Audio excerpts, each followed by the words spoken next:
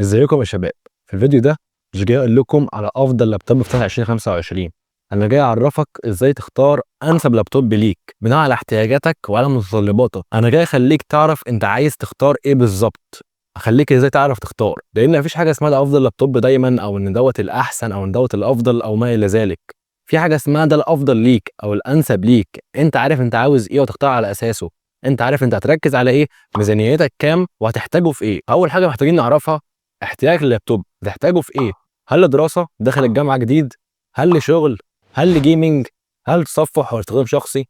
لازم نحدد الاول هل هو هيبقى لابتوب لاستخدام نظري ولا لاستخدام عملي، لان هيفرق جدا في امكانياته وفي سعره وفي حاجات كتيره جدا. في مواصفات عامه اي حد عاوز ان هو يشتري لابتوب لازم يخلي باله منها، ملهاش علاقه باستخدامك او انت محتاجه في ايه. هي مواصفات عامه لازم كل يخلي باله منها، لان هي هتاثر على كل ايا كان استخدامك.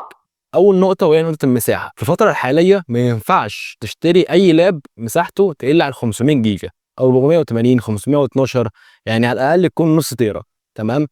لان اقل من كده المساحه هتكون قليله معاك جدا. بمجرد ما تحمل برنامجين او لعبتين او تحمل شويه كتب او تحمل شويه فيديوهات، تبص تلاقي المساحه خلصت. ده هيضايقك جدا ويعمل لك مشاكل. وفي نفس موضوع المساحه لازم تكون مخلي بالك ان المساحه تكون اس اس دي مش اتش دي دي، لان دوت هيفرق معاك جدا، هيفرق معاك في سرعه الجهاز وفي استخدام الجهاز. لازم اهم حاجه تكون المساحه اس اس دي، لان انا من رايي 256 جيجا اس اس دي احسن من 1 تيرا اتش دي دي، لان ما ينفعش اي جهاز دلوقتي يكون جاي من غير هارد اس اس دي. في نفس تاني نقطه واللي هي المواصفات العامه، لازم يكون كل واحد عارف هو بيفضل ايه من ناحيه البطاريه ومن ناحيه حجم الشاشه والوانها، لان ديت حاجات نسبيه. مثلا انا شغلي كله هيكون في البيت، فانا مش محتاج بطاريه انها تكون كبيره، انا محتاج اوفر فلوسي في امكانيات اعلى. انا واحد مثلا مش بتاع جيمنج ومش بتاع جرافيك ديزاين، انا واحد مثلا بتاع تصفح او بتاع اقرا بي دي افات او كده، فمش محتاج شاشه تكون بتردد 144 او بالوان عاليه جدا او ما الى ذلك. انا محتاج شاشه تكون كويسه، فاوفر مثلا فلوسي في مساحه او في رامات علشان الجهاز يكون اسرع وافضل. فانت لازم تكون عارف حته اللي هو الشاشه انت هتستخدمه في ايه، او محتاج الشاشه تكون عامله ازاي. والبطاريه هل انت هتكون شغال بيه بره او رايح بيه الكليه، ولا هتكون قاعد بيه في البيت، او مثلا من المكتب للبيت فمش محتاج بطاريه كبيره. دي نسبيه بتكون متحدده على حسب انت احتياجك لللابتوب هيكون ايه. الجزء اللي بعد كده وهو الجزء اللي الكل مستنيه، وهو جزء الامكانيات. ده اهم جزء لازم الكل يكون مخلي باله منه، امكانيات الجهاز نفسها. بقى نخش على الحجر الاساسي للجهاز. اول حاجه المعالج، العقل المدبر للجهاز. عايز اعرفك ازاي تختار معالج مناسب ليك بالنسبه لاحتياجاتك ولميزانيتك. اول جزء اشرحه في المعالج وهو الاي 3 والاي 5 والاي 7 والاي 9. دول الاربع معالجات اللي موجودين في انتل، في زيهم في اي ام دي، الار 3 والار 5 والار 7 والار 9. تمام؟ دلوقتي هنتكلم على انتل. اي 3 اقل واحد، ده يستخدم في ايه؟ تصفح، بي دي افات، مذاكره، برامج خفيفه، ما الى ذلك. اكتر من كده مش هيجيب معاك. اي 5 نعلى شويه، نخش على البرامج الكويسه نوعا ما، تصفح برضو، ممكن شويه العاب، ما الى ذلك. اي 7 بقى لا، افتح كله، افتح بقى العاب، افتح برامج، افتح تصفح، افتح مذاكره، افتح شغل، افتح كل حاجه. اي 9 طبعا انت كده ايه، ليفل الوحش. طبعا في حاجات بتفرق كتير، مش بس ان انت اي 5 ولا اي 7 ولا اي 9، لا، ممكن طبعا اي 5 جيل 11 احسن من اي 7 جيل سادس. فانت برضو في حته الاجيال، في حته الرموز، في حاجات كتير. بس احنا دلوقتي بنتكلم لو هم كلهم في نفس الفئه في نفس كل حاجه، الاي 3 اقل من الاي 5، اقل من الاي 7، اقل من الاي 9. تمام تمام. نخش بعدها على حته الرموز. ايه الرموز اللي موجوده في اخر اسم المعالج دوت، اللي هي مثلا يو، اتش، اتش كيو، اتش اكس. دلوقتي انا هقول لك الرموز ديت معناها ايه عشان تبقى عارف وانت بتختار تركز على ايه وتبعد عن ايه. اول رمز معانا وهو اليو، الترا لو باور، يعني ابعد عنه. بيوفر في امكانيات الجهاز، يعني مش بيوفر في امكانيات الجهاز، يعني هو بيحجم الجهاز وبيخليه يقلل امكانياته علشان يوفر طاقه وما الى ذلك. فاحنا مالناش دعوه بيه، احنا عايزين ناخد اقصى استفاده من الجهاز. فانت اليو ابعد عنه، بلاش يو. بعديها عندك الاتش، الهاي بيرفورمانس. ده طبعا ايه، احسن شويه، وده اللي انت تركز فيه انك تختاره. تختار حاجه يكون اخرها اتش. هاي بيرفورمانس يعني ايه؟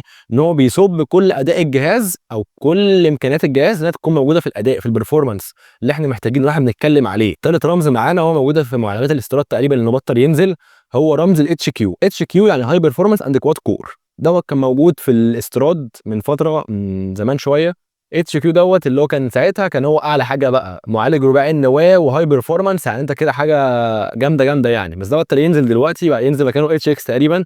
هنتكلم برضه هنروح له. بس دلوقتي الاتش كيو لو لقيته في الاستيراد دوت اللي تركز فيه. لو انت تجيب لاب استيراد عندك اتش و اتش كيو، خليك في الاتش كيو. اتش كيو ده موجود في المعالجات الاي 7 على ما اظن كده. الترتيب معانا يو اقل حاجه اتش، بعدها اتش كيو. عندك بقى الرمز الرابع اللي بينزل دلوقتي هو الاتش اكس. اتش اكس ده دلوقتي زي اتش كيو زمان، اللي هو اعلى رمز بقى بينزل دلوقتي في المعالجات الحديثه.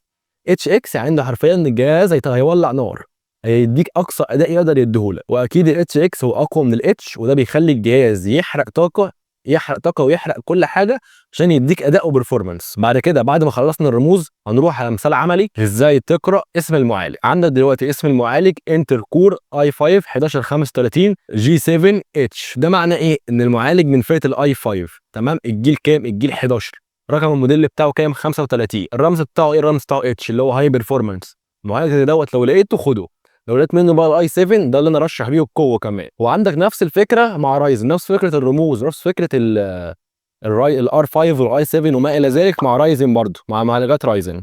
تمام. خلصنا المعالجات هنروح بقى الرامات. الرامات اقل حاجه تشتريها 8، ده اقل حاجه، ده المينيمم ان هي تكون 8 جيجا، ده اقل حاجه في الرامات. عندك بعديها اللي هو المتوسط 16. اعلى رامات تجيبها واللي هي بقى تكون التوب، اللي هي تكون كتير شويه على معظم الحاجات، بس هي تكون اكتر حاجه ممكن تجيبها، وهي الرامات 32 جيجا.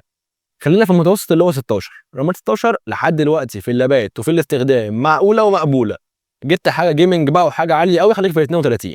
ده بالنسبه للرامات، تكون دي دي ار 4 او دي دي ار 5. اكيد لو لاب قديمه هتكون دي دي ار 3، بس انت لا، دي دي ار 4 او دي دي ار 5 مع اعلى تردد موجود. بس هو دلوقتي زي ما قلنا 8 اقل حاجه ما انصحش بيها، 16 انصح بيها. لو انت جيمنج بقى او جرافيك بقى وشغل 3 دي والكلام دوت خليك في ال 32. انما المتوسط والطبيعي 16. ده بالنسبه للرامات. ثالث حاجه في الامكانيات هو التخزين، ودوت اتكلمنا عن رابع حاجه، وكارت الشاشه زي المعالج بالظبط. هديله برضه حقه في الكلام واكون مفهمك كل حاجه ليها علاقه بيه. كارت الشاشه هو اهم حاجه او تاني اهم حاجه موجوده في اللابتوب بعد المعالج. ليه بقى؟ لان انت عايز جيمنج، عايز برامج تقيله، عايز برمجه، عايز حاجات تقيله شويه من الاخر. كارت الشاشه اللي هيسند معاك، وبالذات في الجيمنج وفي البرامج التقيله زي برامج المونتاج وبرامج ال 3 دي. البرامج ديت والجيمنج دول تركيزهم كله على كارت الشاشه. كارت الشاشه لو مش قد كده البرامج دي مش هتشتغل معاك كويس. تمام. فاحنا زي ما قلنا كارت الشاشه ما فيهوش بقى حته الرموز وفي الكلام ده، لا. هو في مثلا موديلات بقى كامله، موديلات والفي رام. الفي رام دي اللي هو كام جيجا. موديل اللي مثلا ديسكتوب عامه جي تي اكس 750 تي اي، ده كارت شاشه الديسكتوب 2 جيجا مثلا او 4 جيجا. ده كده الموديل بتاعه جي تي اكس 750 تي اي، الفي رام بتاعه 2 او 4 جيجا. دوت الكارت الشاشه ما فيهوش تعقيد، ما فيهوش الكلام ده. كل موديل ما يكون احدث واعلى كل ما هو افضل، وكل ما الفي رام يكون اكتر ده احدث وافضل. هو كارت الشاشه يكون كده، كل مثلا ما الرقم اللي فيه يكبر، مثلا اللي هو يكون جي تي اكس 10 30 10 60 20 50 30 50 30 70 40 90، كل ما الرقم اللي فيه يكبر ويعلى كل ما الفي رام يكون 2 4 8 16. كل ما الفي رام كمان يعلى كده كارت الشاشه ده بيكون اقوى. فانت تركيزك على كارت الشاشه على حسب استخدامك برضه. انت هتكون تستخدمه في ايه؟ هستخدمه مثلا في جيمنج، لا انقي افضل كارت شاشه اقدر اجيبه بالميزانيه بتاعتي. هستخدمه في ايه؟ في برامج تقيله زي المونتاج او في الاوتوكاد او الحاجات الهندسيه او الحاجات اللي محتاجه 3 دي او جرافيك، لا. حسب الميزانيه بتاعتي انقي احسن كارت شاشه اقدر اجيبه. استخدمه بقى في التصفح او في الدراسه، لا ركز على البروسيسور وعلى الرامات والمساحه. وبرده عامه البرمجه مش محتاجه برده كارت شاشه قوي على قد ما هي محتاجه معالج قوي ورامات كويس. رابع مرحله معانا وهي المرحله بقى اللي ممكن يكون اي حد عادي ينزلها في فيديو، اللي هو بس يقول لك ميزانيتك كذا هات كذا، ميزانيتك كذا كذا. لا، انا كنت عايز افهمك انت ازاي تختار، ازاي تنقي الحاجه اللي انت فعلا هتكون محتاجها بناء على الحاجه اللي بتناسبك انت وفلوسك انت. تبقى عارف انت امتى انا مثلا هستخدمه في كذا، لا انا اجيب معالج كذا. رحت اشتري لقيت معالج في اتش وفي يو وفي اي 5 وفي اي 9 وفي جيل 10 وفي جيل سابع، والراجل عمال يقول لي حاجات انا مش فاهمها. لا، عرفت كده كل رمز معناه ايه، وعرفت وعرفت كل جيل. طبعا كل جيل ما يحدث كل ما الجيل يبقى اعلى او احدث هو افضل. تمام عامه. بس برضه لو جيت تقارن، معلومه ليك، لو جيت تقارن بين اي 7 جيل 10 واي 5 جيل 11، لا خليك في اي 7 جيل 10 دي من اخوك. في حاجه كده معينه لو بعدت قوي مثلا اي 5 جيل 11 واي 7 جيل سادس، لا خليك في اي 5 جيل 11. لو بعدت قوي لا خليك في الجيل الاحدث. انما لو في جنب بعض خليك في الاي الاعلى. دي برضه معلومه ليك لو انت فاهم وعارف انت هتشتري ايه، عشان ما يضحكش عليك من الاخر يعني. وزي ما قلنا هنتكلم في رابع مرحله اللي هم ايه الحاجات بقى، اللي هو ميزانيه كذا، ترشيحي ليك كذا، مواصفات كذا. ده بقى الجزء اللي هو اديك ترشيحات معينه ورأيي في لابات معينه. لو انت مش عايز تتعب نفسك بقى ايه معايا مبلغ معين وعايز اجيب لابتوب، لا والله معاك كذا هات كذا. هو الجزئيه دي. اول ميزانيه معانا وهي ميزانيه ايه القليله قوي اللي هي تحت الصفر حرفيا، ميزانيه من 4000 جنيه 9000 جنيه تجيب بيهم ايه؟ تجيب بيهم لابتوب استيراد. هتجيب لابتوب مثلا رامات 8 جيجا، مساحه 256 او مساحه 500 على حسب، هيكون من غير كارت شاشه خارجي، هيكون كارت شاشه مدمج اللي في البروسيسور، هيكون اي 5 جيل سادس جيل سابع جيل ثامن. في لاب شفتها، في لاب كنت شفته بس مش فاكر ايه، دورت عليه ما لقيتهوش، كان من فتره كان اي 5 جيل 10 تقريبا، رامات 8 مساحه 256، كان لابتوب 8 اتش بي، كان لونه فضي كده سليم تمام، كان عامل 9000 جنيه. فدوت لو لقيته فدوت حلو. معالج قوي حديث، رامات 8 كويسه معقوله لو انت للدراسه، مساحه قليله ب 56 ممكن تزودها تخليها 500، يعني في سعر 9000 جنيه يعني هو حرفيا حاجه لقطه. من 4 ل 9 استيراد. تحاول بقى تشوف اللي انا قلت لك في الاول في الفيديو تطبقه على الواقع. تاني فئه وهي ميزانيه قليله بقى، مش قليله قوي، لا ميزانيه قليله على قد جيبك، بس في نفس الوقت تكون حاجه، لا حاجه فعلا بقى انت عارف راح تشتري ايه بالظبط. واحنا بنتكلم من 10 ل 20000، من 10 ل 20000 يجيبوا لك ايه؟ يجيبوا لك امكانيات اعلى، كارت شاشه خارجي.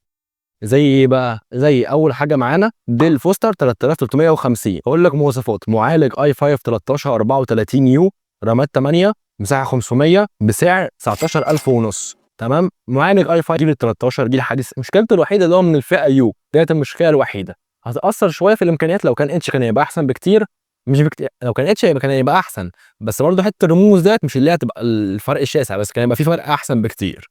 بس هو المشكله هنا ان هو يو، ومشكله كمان ان هو رامات 8 لو بقى 16 كان هيبقى احسن. فانت ممكن تزود له الحاجات دي، تزود له رامات تخليها 16 او تزود له المساحه، بس هو بالسعر وبقوه المعالج دوت لا، ده كده تمام. تاني لاب معانا هو الايسر سبير، معالج من اي ام دي رايزن 7 5700 يو، برضه يو معناه ان هو الترا سيف باور تمام، بس هو في نفس زي ما قلنا هو مش هيفرق طالما المعالج نفسه حلو قوي، هيأثر بس مش هيكون التأثير الجامد. معالج رايزن 7 5700، فانت كده بتتكلم في معالج قوي جدا، وكاتش المدمج اللي فيها يكون حلو قوي، مع عرض 512 ورامات 8 برضه نفس الكلام، الرامات 3 و16. وعامة سعر اللاب دوت ب 10000 جنيه، فانا ارشحه اكتر من اللابتوب اللي قلته قبل كده. اخر فئة معانا وهي فئة بقى الناس العالية، فئة البشوات اللي لقيتها فوق ال 50000 جنيه مستريح. الترشيح فيه وهو اسوس تاف جيمنج اف 15، لابتوب بتبريد ممتاز، شاشة ممتازة، حجم ممتاز، امكانيات فوق الممتاز. تعال نعرف مواصفات لابتوب بسعر فوق ال 50000 جنيه، بعيد عن ان اللابتوب كله ار جي بي مع كميه فيتشرز موجوده فيه مش موجوده في اي لاب من اللي أنا ذكرت. شاشه احسن، الوان احسن، بتردد 144 الفريش ريت. بس احنا اكتر حاجه تهمنا الامكانيات. اللابتوب بيجي بمعالج من انتل كور اي 7 من الجيل ال 13، هو 13 620 اتش، وبيجي بكارت شاشه من انفيديا ار تي اكس 4060 8 جيجا دي دي ار 6، بيجي برامات 16 دي دي ار 5 بتردد 4800 هرتز، ويقبل ان انت تخليها 32. دوت اللي انا انصحه طبعا، انت مش هتجيب حاجه بالامكانيات ديت. اي 7 جيل 13 من الفئه اتش، وار تي اكس 4060 8 جيجا دي دي ار 6، وهتجيب رامات 16، لا انت تخلي رامات 16 بتردد 4600 تخليها 32. بيجي بمساحه 1 تيرا ام 2 اس اس دي، وزي ما قلنا الشاشه بتردد 144 الفريش ريت، وطبعا بيجي داعم ويندوز 11. ده طبعا اقل حاجه انا قلتها في الامكانيات ديت. عارفين الامكانيات جباره بسعر فوق ال 50000، من 50 ل 55. اللابتوب جديد، امكانيات فوق الجباره، معالج قوي قوي، كارت شاشه قوي قوي، رامات تردد عالي قوي، سرعه الجهاز هتكون معاك فوق الممتاز، جيمنج بقى، شغل، دراسه، حرفيا اي حاجه هيسد معاك. اتمنى يكون الفيديو عجبكم، اتمنى تكون انت فهمت في اللابتوبات اكتر ما انت عرفت تفضيلات او ترشيحات. اتمنى تقولي رايك في الشكل الجديد في اول مره اظهر كان في القناه.